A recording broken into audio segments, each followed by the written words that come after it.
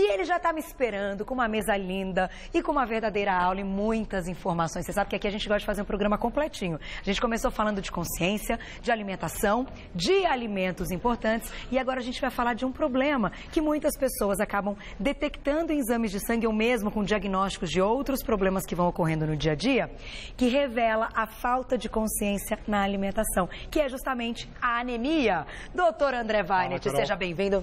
Boa tarde.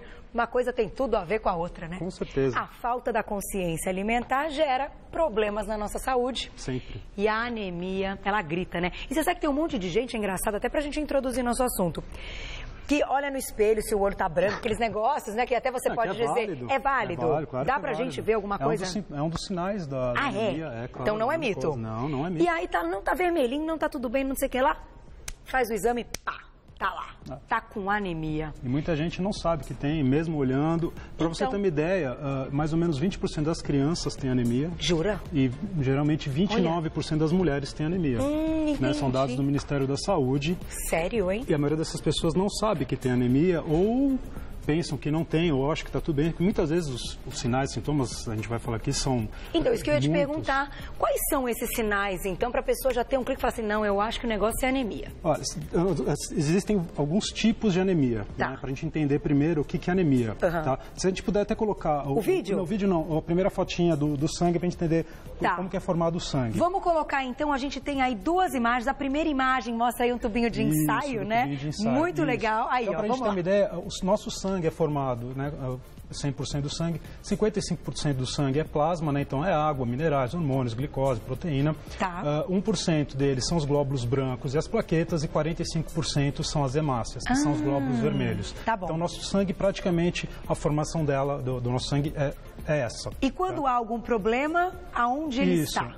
O problema está nas hemácias, estão na parte vermelha do sangue. Então, quando tem diminuição dessa parte vermelha do sangue, dessas hemácias, da hemoglobina, por qualquer que seja a razão, está instalada uma anemia. Né? Entendi. Então, a gente pode, inclusive, dividir essa anemia em duas partes. A anemia primária e a anemia secundária. Certo. A anemia primária, que a gente não é o foco aqui, são as anemias que são é uma doença. Né? Tá. Então, quando é instalada doença por algum motivo genético. Então, as talassemias, né? Os outros tipos de anemia, que como muito em negros, a anemia falciforme. Então, são anemias que, por algum motivo genético, um defeito genético, a pessoa apresenta a anemia. Não é que é um período da vida, ela tem a doença. Ela tem a doença, não tem cura, mas tem sim tratamentos, dá para melhorar a qualidade de vida, são feitas transfusões, cada um tem o seu tratamento diferenciado, mas isso são doenças. Agora, a maioria das anemias são anemias secundárias, que não é uma doença.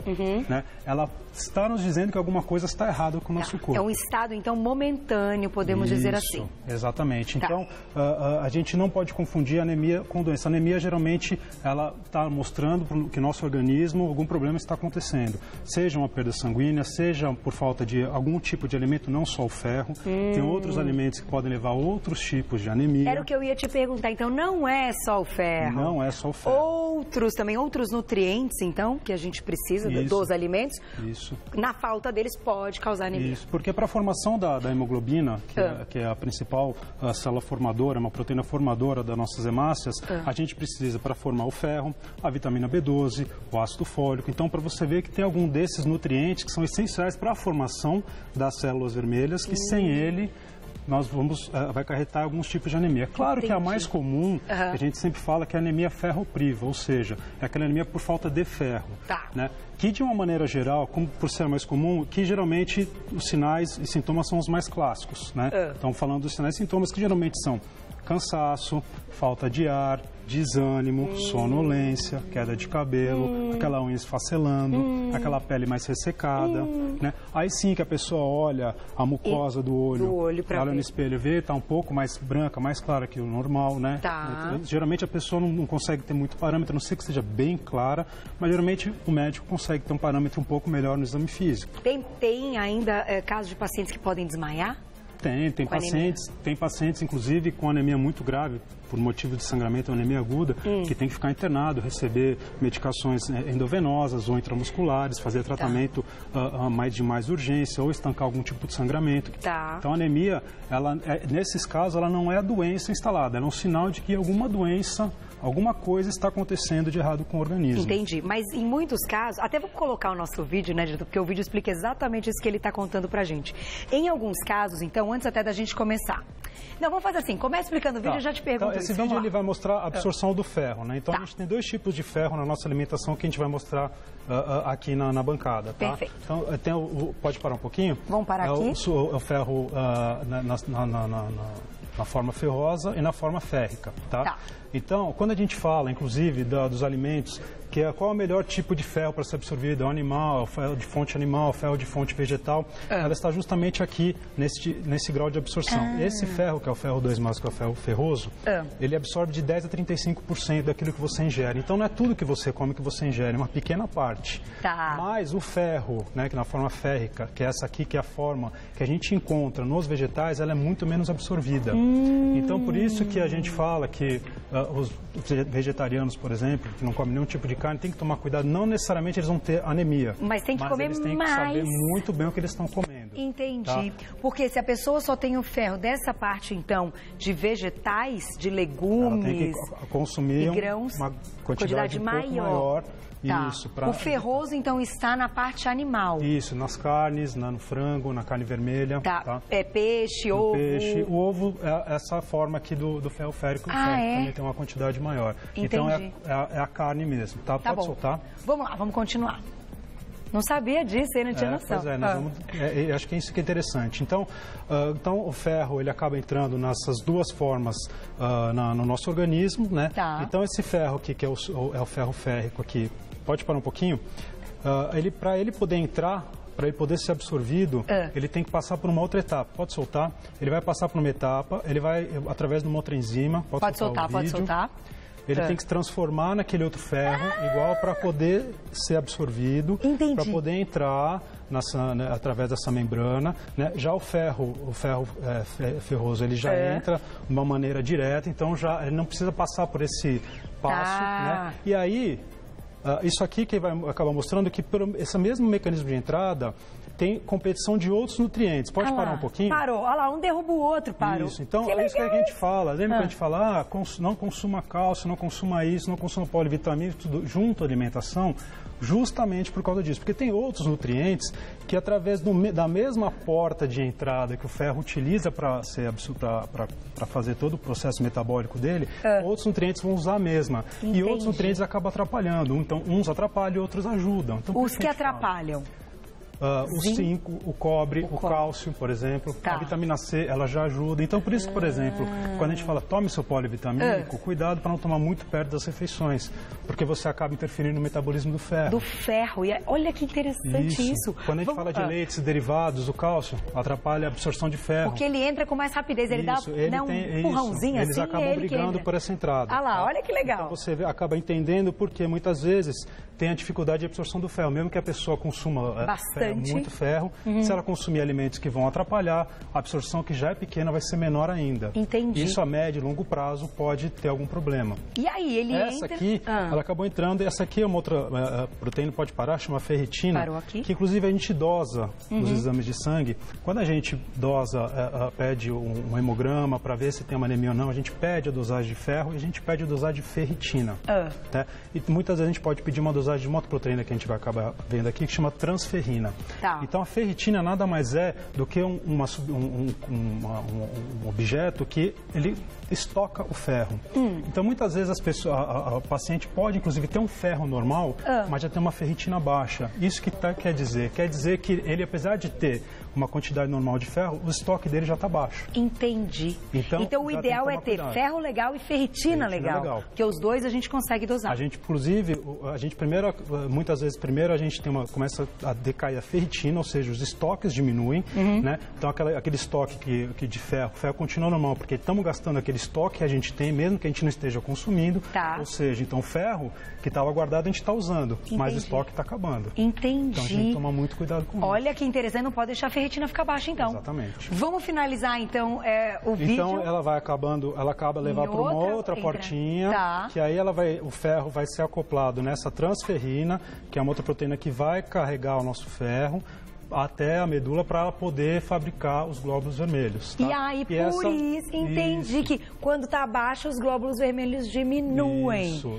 Olha só. E aí o ferro acaba sendo absorvido, tem um outro hormônio, epsidina, que acaba regulando a liberação desse ferro e a utilização desse ferro nos estoques. Então a gente acaba tendo um mecanismo de regulação hormonal, ou vários mecanismos de absorção e de utilização do ferro. Então é muito mais complexo do que simplesmente você chegar, olhar no espelho e falar, acho que eu estou com anemia e vou tomar um sulfato ferroso, vou tomar alguma coisa. Por conta própria. Exatamente. Não é bem assim. Que máximo! Vamos colocar a perguntinha do público, então?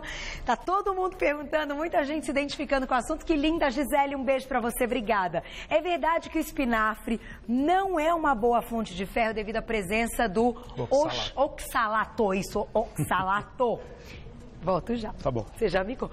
Será? O espinafre, todo mundo fala tão bem do espinafre. Você já conta tudo? E aí, vamos partir para os alimentos que a gente trouxe tudo aqui para vocês visualizarem. Já volto. Voltamos e vamos responder a pergunta da Gisele. Pergunta importante e interessante. Eu não tinha nem ideia. Olha lá, ela está perguntando então, se é verdade que o espinafre não é uma fonte bacana de ferro, porque ele tem oxalato.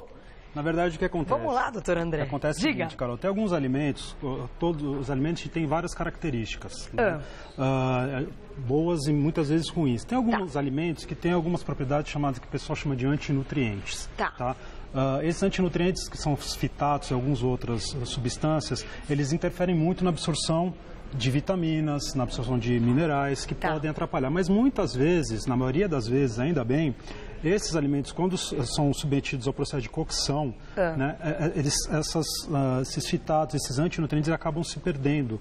Então você consegue melhorar a absorção, você deixa de ter essa parte ruim desse alimento para ter sua parte boa. Absorver. Muitas vezes, né, o oxalato tem um pouco de cálcio. Você fala, olha, então quer dizer que eu não posso consumir tal alimento porque ele também tem cálcio junto do ferro.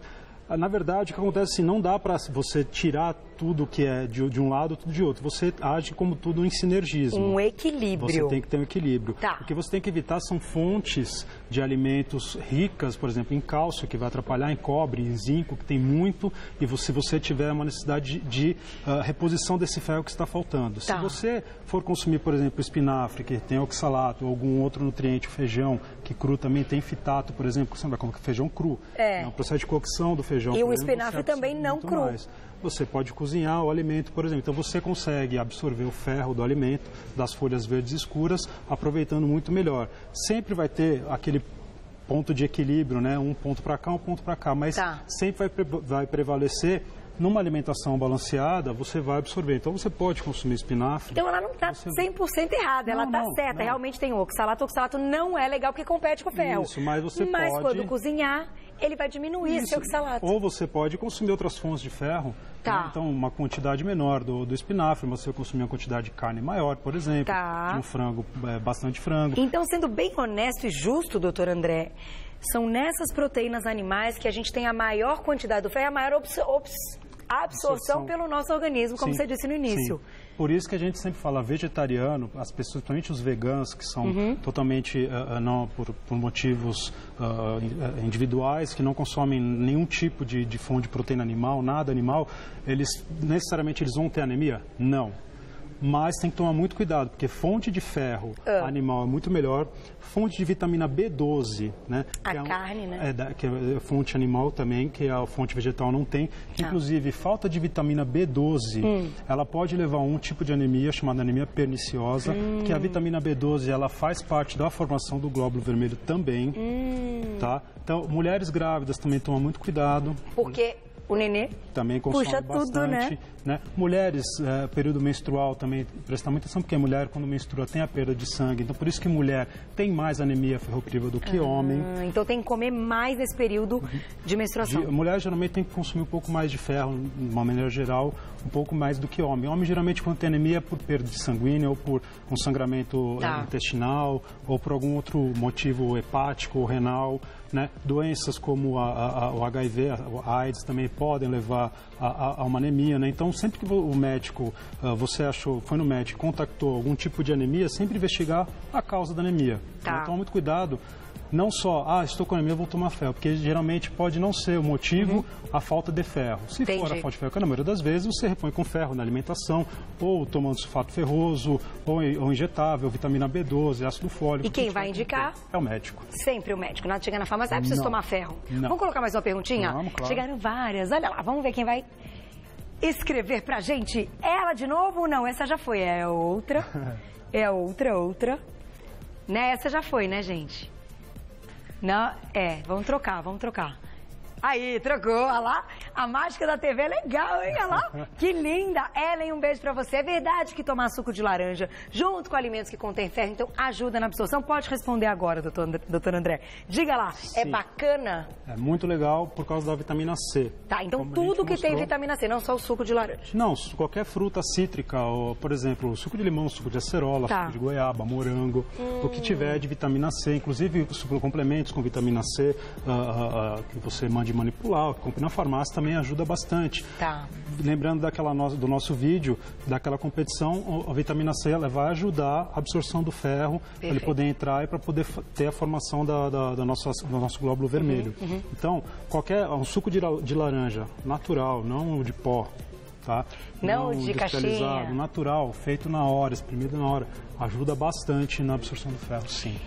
Vamos colocar aquela imagem, tem uma segunda imagem que eu pedi para o doutor André trazer, e acho que agora é o momento da gente falar sobre isso, que é o lance do exame complementar, que é o exame de sangue. A gente falou aqui algumas coisas que nós podemos dosar. Quando a gente sabe, através do exame de sangue, quais são os indicadores que esse paciente está com anemia? São indicadores mais simples. Esse aqui... eu peguei a parte, quando a gente pede um exame chamado hemograma, é aquela parte do eritrograma, que se chama, que é a parte vermelha. Não vamos falar nem das plaquetas e nem da parte branca do hemograma. Tá bom. Então, que quando ele mostra as hemácias, né, a quantidade de hemácias, hemoglobina, que são as proteínas que compõem as hemácias, né, formadora das hemácias, tá? Então, sempre que você olha o valor de referência, principalmente de hemoglobina, se você pegar num paciente normal, um paciente que não tem anemia, ele tem uma concentração de hemoglobina dentro do valor de referência normal. Quando está abaixo desse valor de referência normal na hemoglobina, isso aqui já é um sinal de que está faltando por algum motivo.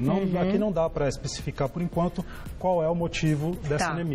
Né? Qual a origem dessa anemia. Mas já dá para ter uma ideia que alguma coisa está acontecendo. Alguma coisa está acontecendo. Então já é hora de investigar. Né? Então a gente vê que se a hemoglobina já está baixo, então o local, a célula maior que ela vai estar dentro, que é a hemácia, também provavelmente vai ter uma quantidade menor.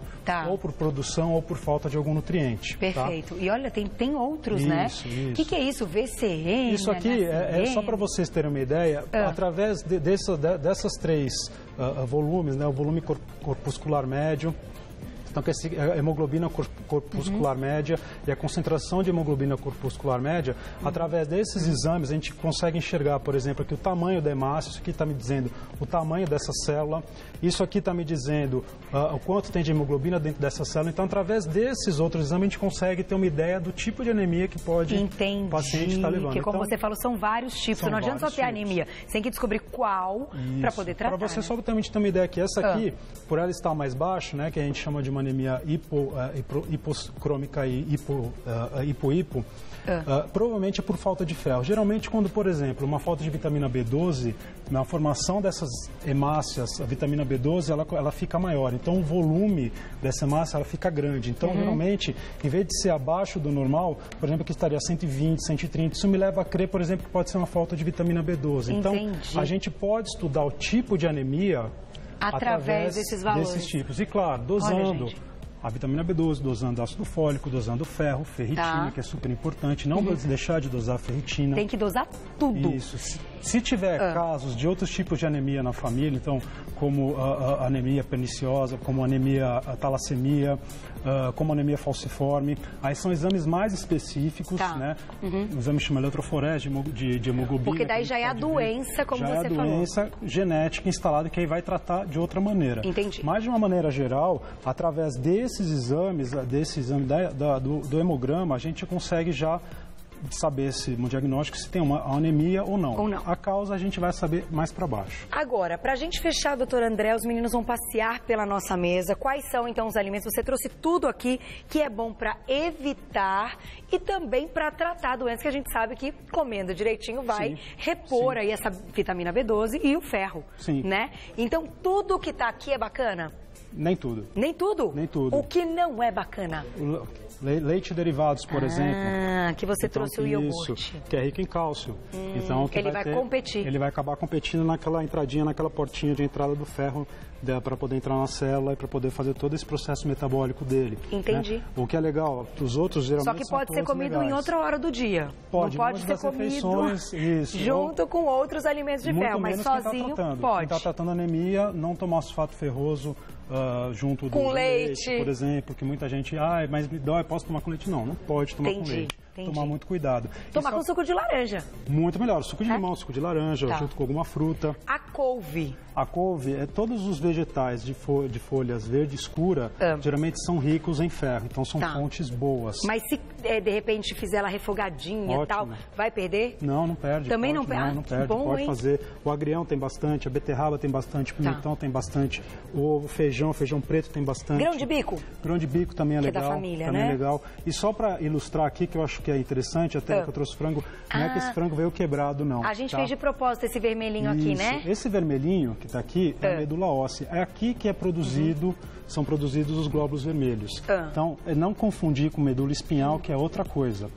Então, nos ossos longos, os nossos ossos longos, por exemplo, o nosso fêmur, que é um osso de galinha também, é o fêmur, né? A coxa da galinha, dentro que é o tutano. Que a pessoa fala do tutano? O tutano nada mais é que nessa região aqui que são produzidos os nossos glóbulos vermelhos. Que legal! E assim, claro, a gente está falando aí do frango da mesma maneira, né? A gente trouxe só para ilustrar, para mostrar. Dentro nessa ali parte, os glóbulos vermelhos. Aí que tem a produção de glóbulos vermelhos. Que então, legal. A absorção vai até ali, e ali são produzidos os glóbulos vermelhos. Só para você ter uma ideia, uma célula daquela hemácia, sabe, que tem hemoglobina dentro, que tem o ferro, vitamina B12, que vai levar o oxigênio, né? Então o ferro gruda no oxigênio para levar para nossas células, que vão dar à célula o oxigênio, que é o combustível das nossas células, vai formar energia. Uma hemácia, para você ter uma ideia, Carol, tem 1 bilhão de moléculas de oxigênio. 1 bilhão? 1 bilhão de moléculas de oxigênio. 1 bilhão. Né? Então, dentro do corpo. Como é que a gente imagina tudo isso, né? É muito... E a gente tem mais ou menos, para você ter uma ideia, a gente tem 28 bilhões de hemácias no corpo. 28 bilhões, cada uma com 1 bilhão. Então, uau! Tem muita, tá? Então, para você ter uma ideia, a gente produz mais ou menos, nosso organismo produz, em média, 2 milhões de hemácias por segundo. Caramba! Tá? Então, é uma produção em larga escala, é muita coisa. Então, é por isso que é importante a alimentação, a gente manter de uma maneira regular. E dosar, né? Dosar sempre. Então, são números, assim, que a gente não tem muita ideia. Tá. Que dentro de uma célula cabe 8 bilhões de moléculas de oxigênio. Então, cada vez que você respira, você tem uma noção dessa imensidão de moléculas e de E a gente faz isso o tempo todo, né? Porque... Como o nosso metabolismo é maravilhoso. Então, assim, a gente não tem noção, a gente acha que é uma ou outra, não, são bilhões. A gente está trabalhando numa escala industrial, mais que industrial, né? Posso até falar, então é muita coisa. O diretor falou o seguinte, pra gente fechar mesmo, que eu estourei tudo que eu podia e que não podia. Fígado é legal, que eu falo do fígado. Eu não vou nem olhar pra você. Você gosta de fígado, Chico? Fígado eu não gosto. Fígado é um negócio difícil. O diretor também falou que não consegue comer. Tem ferro? Tem ferro, até porque... Igual a carne. Isso, até porque o fígado é um organismo que armazena ferro. Então, quando a gente come no organismo fígado, também do animal. Isso, no fígado bovino, por exemplo, tem uma quantidade gigantesca de ferro. Então, é uma boa fonte de ferro e deve ser consumida, principalmente que tem anemia e tem que tratar a anemia ferropriva. Então, é verdade, diretor. Todo mundo perguntou aí do ferro. do fígado, e é verdade. Doutor André, obrigada mais uma vez. Sempre Carol. um prazer tê-lo aqui. A gente ficaria a tarde inteira batendo papo, colocando perguntinhas do público, porque é muito gostoso. Agradeço sempre quem participou.